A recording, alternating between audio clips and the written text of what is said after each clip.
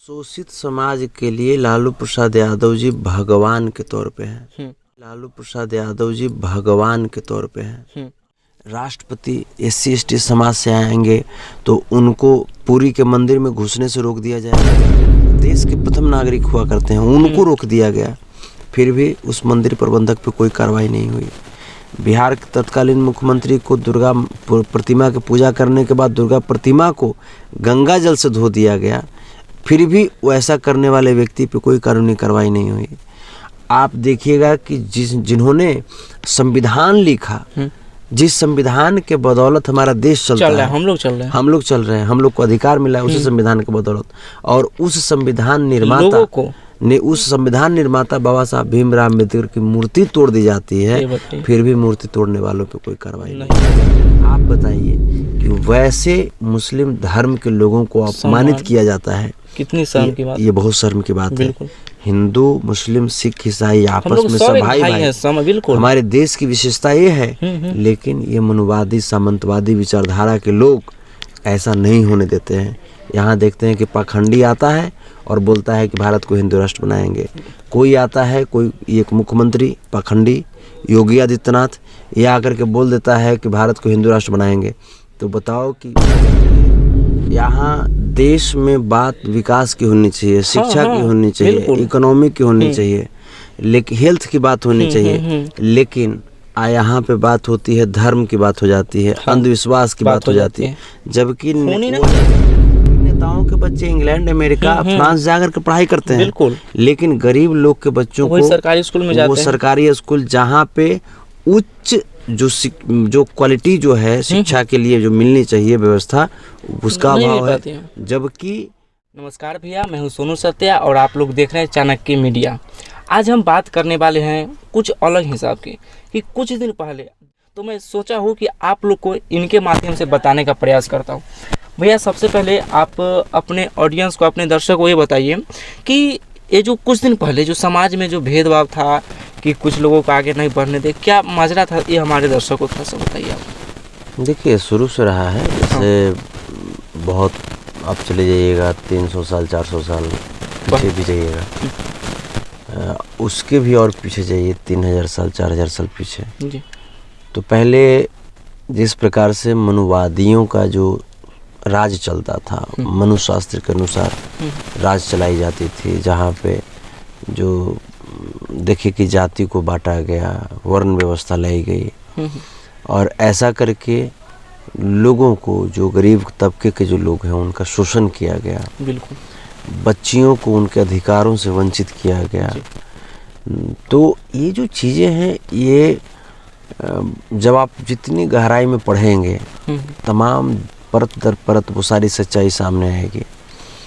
उसी मिथक को तोड़ने के लिए कभी कोई ज्योतिबा बाई फुले बनी, तो उसी मिथक को तोड़ने के लिए कभी कोई लालू प्रसाद यादव जी बने जी। अच्छा भैया, लालू प्रसाद जी गरीबों के लिए क्या क्या किए, ये हमारे दर्शक जानना चाहते हैं। अगर गरीबों के लिए वो मसीहा बने, तो फिर आज वो जेल के पीछे क्यों है, क्या रीजन रहा, ये खुलासा कीजिए। देखिए शुरुआती अवस्था से ही जब जब कोई व्यक्ति, कोई गरीब घर का बेटा, कोई बैकवर्ड समाज, जो SC ST समाज या अल्पसंख्यक समाज का कोई बेटा अगर बहुत इच्छा करता है, तो जाहिर सी बात है कि उनको अगर रोक नहीं सकते, उनको टैलेंट में हरा नहीं सकते, तो साजिश करके उन्हें जेल में डाल दिया जाता है या मार दिया जाता है। इन्हीं सारी नीतियों को आप देखे होंगे। एक बार एकलव्य की कहानी आप जरूर सुने होंगे। एकलव्य द्रोणाचार्य जी को अपना गुरु मानते थे और धनुर्विद्या उनके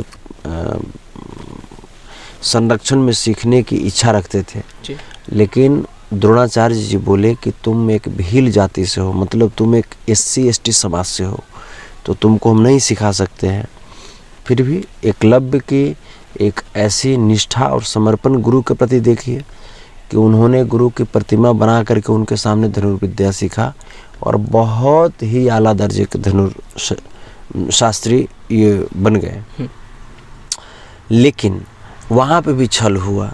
वहाँ पे गुरु द्रोणाचार्य जी क्या किए कि एकलव्य से एक बार बोले कि गुरु दक्षिणा में तुमसे हम कुछ चाहते हैं। पहले ये परंपरा थी, गुरु दक्षिणा की परंपरा थी कि गुरु दक्षिणा में हम कुछ चाहते हैं। तो गुरु दक्षिणा में चाहते हैं तो एकलव्य ने कहा कि ठीक है, क्या चाहिए गुरुदेव आपको। उन्होंने कहा, दिमाग लगाया कि जब धनुष जब ये उठाता है और बाण जब चलाता है तो उसमें अंगूठा का बहुत बड़ा योगदान होता है। बिना कुछ तो उन्होंने कहा कि अपना अंगूठा मुझे दिया जाए, गुरु दक्षिणा में दे दो। बताइए कितनी बड़ी विडंबना है, कितनी बड़ी शर्मनाक बात है कि एक गुरु अपने शिष्य जो कि सिखाया भी नहीं है, बल्कि वो उनको गुरु मान करके अपना मेहनत किए थे और उनका अंगूठा तो गुरु दक्षिणा में ले लिया। उसके बावजूद वो लगातार मेहनत करके फिर से पुनः धनुर्विद्या में सबसे अव्वल दर्जे पे आए। तो ये तो शुरुआती अवस्था से रहा है कि जिसके अंदर टैलेंट है उसको दबाया जाता है, अगर वो दबेगा नहीं तो छल करके सताया जाता है। तो आज कोई नया नहीं है। वैसे ही परमादरणीय लालू प्रसाद यादव जी या रामविलास पासवान जी या नीतीश कुमार जी, ये लोग तमाम बहुत ही संघर्ष किए हैं, तब जा कर के समाज आज इस दौर पे आया है कि हम भी माइक पे कुछ बोल पा रहे हैं, हम भी 4 चक्का पे घूम रहे हैं, या हम भी सोफा या कुर्सी पे बैठ रहे हैं। अच्छा, एक चीज़ भैया, आपने अपने समाज में, चाहे अपने दादा या किन्हीं लोगों से एक चीज़ आप सुने होंगे या नहीं सुने होंगे कि यादव समाज और राजपूत समाज यादव समाज को नीचा समझते हैं या नहीं पहले, या इस विषय पे अगर कुछ है बता तो अपने दर्शकों को बताइए। देखिए, किसी के नीचा समझने या किसी को ऊंचा समझने से ऐसा कुछ होता नहीं होता है, लेकिन पहले जो हम वो तमाम चीजें वो जैसे कि देखिए पहले होता था कि जैसे अगर आप उनके दरवाजे पे गए तो शायद आप अगर वो कुछ कर रहे हैं, कुछ अच्छा काम, तो आपको वहाँ से हटा दिया जाता है कि वो सुन लेगा तो उसको नॉलेज हो जाएगा। क्या ऐसे होता था पहले? जो कि लालू प्रसाद यादव जी आए तो उन्होंने इस चीज़ को, जब उनको पता चला कि ऐसे हो रहा है हमारे समाज में, तो उन्होंने गरीब लोगों को इस चीज़ से मतलब छुटकारा दिला के सारे लोगों को सम्मान दिलाया। ये ऐसा होता था पहले? देखिए तमाम तरह के वो षड्यंत्र रचे गए जिससे हमारा जो ओबीसी समाज है या SC/ST समाज है या अल्पसंख्यक समाज है वो पीछे रह जाए। तमाम तरीके से षड्यंत्र रचा गया, शिक्षा से वंचित किया गया, सामाजिक तौर पे उनका जो नैतिक अधिकार है, सामाजिक अधिकार है, संवैधानिक अधिकार है, उससे वंचित कराया गया। तो वो तमाम चीज़ें, जब कोई मजदूर किसान का बेटा, SC/ST OBC का बेटा, जब यह अल्पसंख्यक समाज का बेटा पढ़ने लिखने में बहुत अच्छा हो जाएगा, तब उनको यह कह करके ताना दिया जाता है कि ये तो आरक्षण की बदौलत यहाँ तक आया, जबकि वो ये नहीं सोचता है कि हम तो 70 साल से आरक्षण ले रहे हैं, तुम तो 3000 साल तक आरक्षण का लाभ लिए। तो फिर उस समय हमने तो तुमको नहीं कहने गया, लेकिन आज तो तुम कह करके हमारे बच्चों का, हमारे भाइयों का मनोबल तोड़ रहे हो। जी बिल्कुल। तो ये तो बहुत गंभीर बात है। अगर आरक्षण की बात करते हो तो तुम्हारे अंदर किसी में टैलेंट था जो भारतीय संविधान को लिखता। भारतीय संविधान को लिखने वाले वही 86% की आबादी से आते हैं, गरीब लोग, वंचित समाज से आते हैं। तो फिर सब काम हम करें और नाम तुम कमाओगे, और उसमें भी देश के लिए कुर्बानी अगर किसी ने दिया तो सबसे ज़्यादा 86% के लोगों ने दिया। और मज़ा कौन मारा? तो वो लोग मारा। अंग्रेजों का दलाल कौन था? वो लोग था। से फाइट कौन लोग किए? तो 86% लोग किए। तो ये शुरू से रहा है और आज भी पर्याप्त है, लेकिन उतना नहीं है, क्योंकि 1990 के दौर में परमादरणीय लालू प्रसाद यादव जी, श्री रामविलास पासवान जी, श्री नीतीश कुमार जी एक लड़ाई लड़े बिहार में।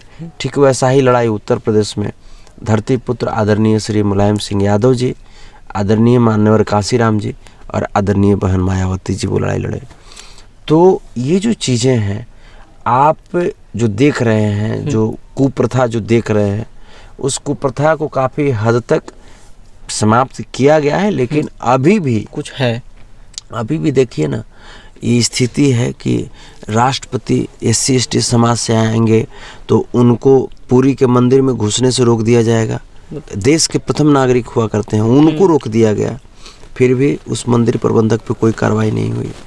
बिहार के तत्कालीन मुख्यमंत्री को दुर्गा प्रतिमा की पूजा करने के बाद दुर्गा प्रतिमा को गंगा जल से धो दिया गया, फिर भी वैसा करने वाले व्यक्ति पे कोई कानूनी कार्रवाई नहीं हुई। आप देखिएगा कि जिन्होंने संविधान लिखा, जिस संविधान के बदौलत हमारा देश चलता है, हम लोग चल रहे हैं, हम लोग चल रहे हैं, हम लोग को अधिकार मिला है उसी संविधान के बदौलत। और उस संविधान निर्माता ने, उस संविधान निर्माता बाबा साहब भीमराव अम्बेडकर की मूर्ति तोड़ दी जाती है, फिर भी मूर्ति तोड़ने वालों पे कोई कार्रवाई नहीं होती है।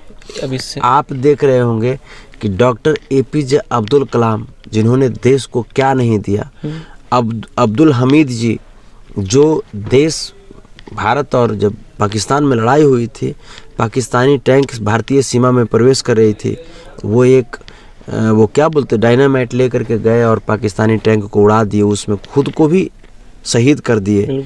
आप बताइए कि वैसे मुस्लिम धर्म के लोगों को अपमानित किया जाता है, कितनी शर्म की बात। ये बहुत शर्म की बात है। हिंदू, मुस्लिम, सिख, ईसाई आपस में सब भाई भाई। बिल्कुल हमारे देश की विशेषता ये है, लेकिन ये मनुवादी सामंतवादी विचारधारा के लोग ऐसा नहीं होने देते हैं। यहाँ देखते हैं कि पाखंडी आता है और बोलता है कि भारत को हिंदू राष्ट्र बनाएंगे। कोई आता है, कोई एक मुख्यमंत्री पाखंडी योगी आदित्यनाथ, ये आकर के बोल देता है कि भारत को हिंदू राष्ट्र बनाएंगे। तो बताओ कि सरदार भगत सिंह जी सिख समुदाय से आते हैं, वो कहाँ जाएंगे? अच्छा, ये पाखंडी कैसे हैं? अब बताइए ना, ये लोग जो हमारे शहीदों को, जो हमारे महापुरुषों का अपमान करे, उसको क्या कहिएगा? जो देश के संविधान का अपमान करे, उसको देशद्रोही पाखंडी नहीं कहिएगा तो क्या कहिएगा? कभी नहीं करते, वो तो सब लोगों को सम्मान देते हैं। आप बताइए, वो तो बोलता है कि भारत को हिंदू राष्ट्र बनाएंगे, तो गलत बात है ना? वो तो देखिए, हम लोग का सनातन धर्म है, सब लोग एक समान है। सनातन धर्म हम लोग का है, तो अगले का भी तो मुस्लिम धर्म है, अगले का भी सिख धर्म है, अगले का भी तो ईसाई धर्म है। बिल्कुल। तो फिर हम अपने धर्म, अपना धर्म से लोग जी सकते हैं। धर्मनिरपेक्ष राष्ट्र है यहाँ ना। बाबा साहब भीमराव अम्बेडकर ने इस राष्ट्र को धर्मनिरपेक्ष राष्ट्र की संज्ञा दी है। बिल्कुल। तो आप यहाँ पे धर्म की बात विशेष अपना कीजिए ना, खुद कीजिए ना, किसी दूसरे को आप प्रेशर नहीं कर सकते। बिल्कुल, हाँ। तो ये तो गलत बात है ना। तो ऐसे देशद्रोहियों को जितना जल्दी हो सके हम लोग इस देश से बाहर नहीं करेंगे, तब तक हमारा देश सुरक्षित नहीं रहेगा। आप ये देखिए कि इस प्रकार के लोग, एक है धीरेन्द्र शास्त्री, उस प्रकार के लोग जो सीधा अपने आप को बोलता है कि मैंने पता नहीं, इसको तो नाम मत लीजिए, तो ऐसे बकवास करता है ना कोई। तो इस तरह के लोगों को क्या जेल में जगह होनी चाहिए? बिल्कुल। ये तो बागेश्वर धाम वाले बाबा दिया बात करें ना, जितना वो जो करे ना भैया, वो से अच्छा तो मन किया तो हम बता देंगे, वही हम करें।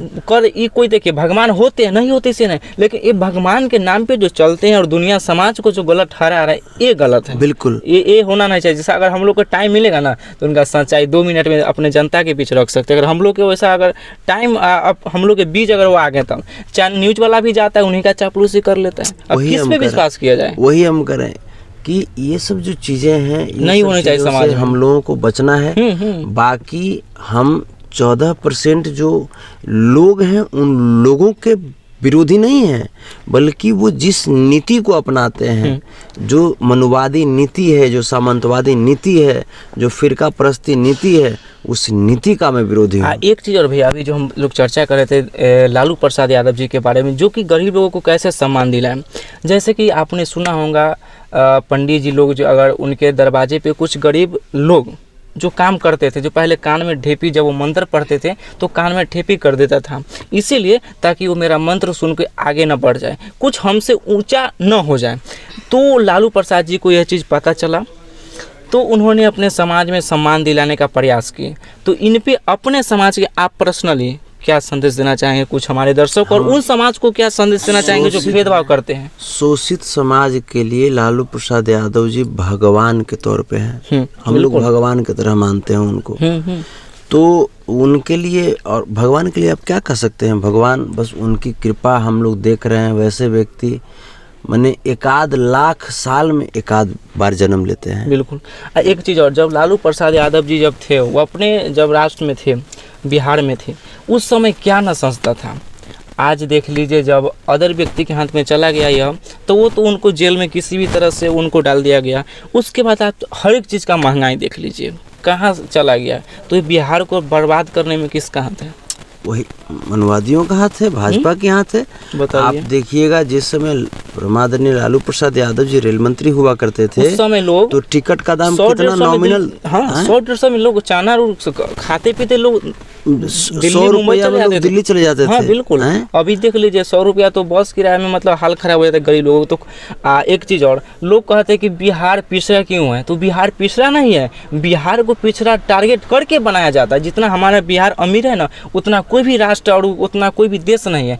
अगर यहाँ के नेता अगर चाहे ना अच्छा से टारगेट करना अच्छा से, तो हमारा बिहार बहुत ही गड़बड़ आगे बढ़ सकता है। आप देखिए कि जैसे यहाँ देश में बात विकास की होनी चाहिए, शिक्षा की होनी चाहिए, इकोनॉमी की होनी चाहिए, लेकिन हेल्थ की बात होनी चाहिए, लेकिन यहाँ पे बात होती है धर्म की बात हो जाती है, अंधविश्वास की बात हो जाती है। जबकि वही नेताओं के बच्चे इंग्लैंड, अमेरिका, फ्रांस जाकर के पढ़ाई करते हैं, बिल्कुल, लेकिन गरीब लोग के बच्चों को सरकारी स्कूल में जाते हैं। सरकारी स्कूल जहाँ पे उच्च जो क्वालिटी जो है शिक्षा के लिए जो मिलनी चाहिए व्यवस्था, उसका अभाव है। जबकि देश के संविधान में तो सबके लिए बराबर अधिकार है। फिर आप इस तरीके से आप कैसे कर सकते हैं? आप देश की इकोनॉमी की बात कीजिएगा तो देश का 40% जो संपत्ति है वो 1% आबादी के पास है। देश की जो 73% संपत्ति है वो मात्र 14% लोगों के पास है, और देश की जो 86% जो आबादी है उनके पास मात्र 27% संपत्ति है। बताइए अब इतनी आर्थिक असमानता। आज देख रहे हैं कि देश कहाँ से कहाँ चला गया, कहाँ हमारा करेंसी हुआ करता था और कहाँ नीचे गिर करके आ गया। करेंसी कहाँ से कहाँ नीचे गिर गया, बताइए। हमारे आज पेट्रोल के दाम देखिए कहाँ चला गया, कहाँ आसमान छू रहा है। ये तो गलत बात है ना। बिल्कुल। तो देखिए देशवासियों को ऐसे छल रहे हैं, ऐसे ये उचित नहीं है। तो ऐसे भी 2024 में भाजपा का जाना तय है। तो जितने भी यादव समाज के लोग हैं, आप अपने समाज में चाहे कोई भी समाज के लोग हैं, हम लोग के देखे राजनीतिक नहीं है ऐसा कि किसी भी लोगों को ठेस पहुंचाए, लेकिन जितने भी यादव समाज के लोग हैं, चाहे अदर भी लोग हैं जो लोग कहते हैं कि लालू प्रसाद जी चोर है, चाहे ऐसा चाहे कुछ भी कहते हैं, उनसे पहले उनका एक बैकग्राउंड जा करके देखें कि उन्होंने गरीब लोगों के लिए आखिरकार किए क्या हैं। जो कि मैंने इस चीज़ को अभी क्यों मैं बता रहा हूँ, ताकि भैया मेरे जैसे नौजवान चाहे यंग मैन जितने भी उनको विरोध करते हैं या सपोर्ट करते हैं, जब तक आप लोग को सच्चाई नहीं पता चलेगा तब तक आप लोग अच्छे व्यक्ति को सपोर्ट नहीं कर पाएंगे, ताकि हमारा बिहार यहीं सीमित रह जाएगा। क्योंकि हम लोग चाहेंगे तभी बदल सकते हैं। हम लोग का प्रयास है इस चीज़ को आप लोगों के बीच रखना, और आप लोग की कर्तव्य बनता है, कर्म बनता है कि आप लोग ही वहाँ तक पहुँचाइए। तो भैया लालू प्रसाद यादव जी के बारे में अपने ऑडियंस से जाते जाते क्या विनती करना चाहेंगे? बस हम यही कहेंगे कि हम लोगों का सौभाग्य है कि इस तरीके से भगवान लालू प्रसाद यादव जी के रूप में अवतरित हुए हैं। बिल्कुल। और हम लोग उनको देख पा रहे हैं, ये हमारा सौभाग्य है। हम यही चाहेंगे कि हम सब लोग दुआ करें, प्रार्थना करें कि परमादरणीय लालू प्रसाद यादव जी की जीवन दीर्घायु हो, सुखी रहें, स्वस्थ रहें। बिल्कुल।